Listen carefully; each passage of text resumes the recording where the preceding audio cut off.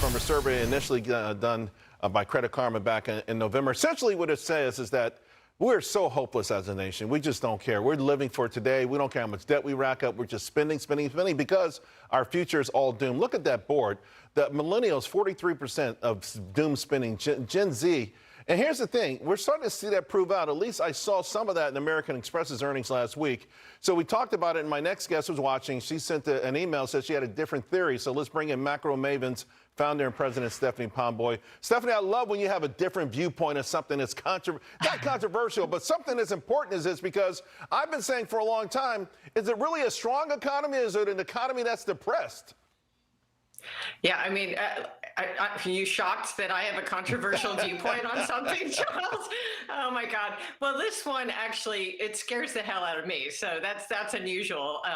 The idea is that we've seen for decades now a Fed put for Wall Street, where Wall Street became inured to the idea that anytime the market stubbed its toe, the Fed would come in and bail them out. And that, of course, fueled a lot of moral hazard and reckless risk-taking as a consequence. And I think there's a possibility, and there is some evidence to support it, that we may be seeing a fiscal put for Main Street.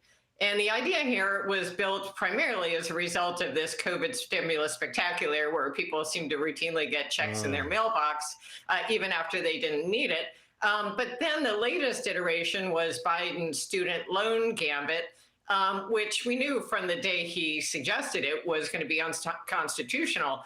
But just by raising that as a prospect, suddenly the idea that debt might be forgiven is sort of out there in the atmosphere. And I had that idea in my head, and then a lot of numbers started to file in behind it. One thing is that this was news to me, but Americans have $700 billion in delinquent taxes. They haven't paid roughly $700 billion in taxes. That is an all-time record. At the same time, we saw the student loan suspension ended last October, and yet 40% of people aren't making those payments. They'll blame, confusion about it or whatever. But it seems like maybe there is something to the idea that they're still hoping that's going to be forgiven.